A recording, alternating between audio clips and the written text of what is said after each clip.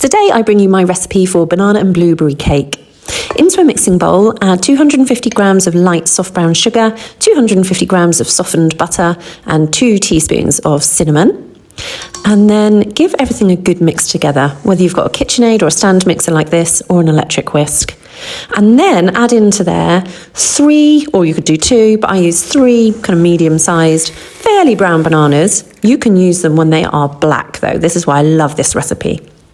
And then add in a couple of capfuls or a couple of teaspoons of vanilla extract. This isn't really essential for this recipe, but I do love vanilla.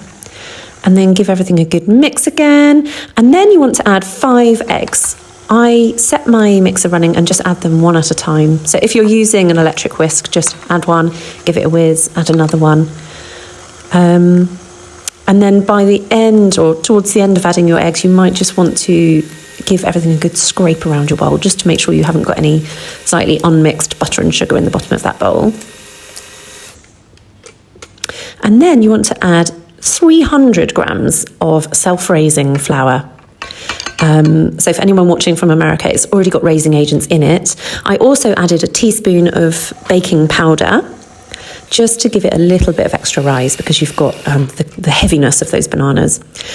Give it a mix and then give it a scrape around and then give it another mix just to make sure that all of your ingredients are incorporated. And you are done now. So line a tin. My tin is about 6-7 inches by about 9 inches. You could do an 8-inch by 8-inch or 9-inch by 9-inch square tin.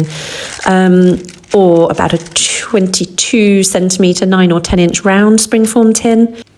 Okay, and then once everything's in the tin, give it a rough spread out. And then I am going to add a punnet of blueberries, so about 150 grams of blueberries. And I just pretty much sit these on top. I don't worry about poking them in too much. And then I had some leftover crumble mix, so I'm going to sprinkle on some crumble mix. If you don't have any leftover or knocking around in your freezer, then I will pop the recipe up on the screen now. Then I just follow up with a little sprinkle of cinnamon all over. And then bake in the oven at about 170 degrees Celsius for about 40-45 minutes until it is cooked through. And this is the end result. Delicious. It's of course great served warm, but it'll also last for 4 or 5 days in a cake tin. Enjoy! Save, like and share this recipe, and don't forget to follow us along for more recipes and inspiration.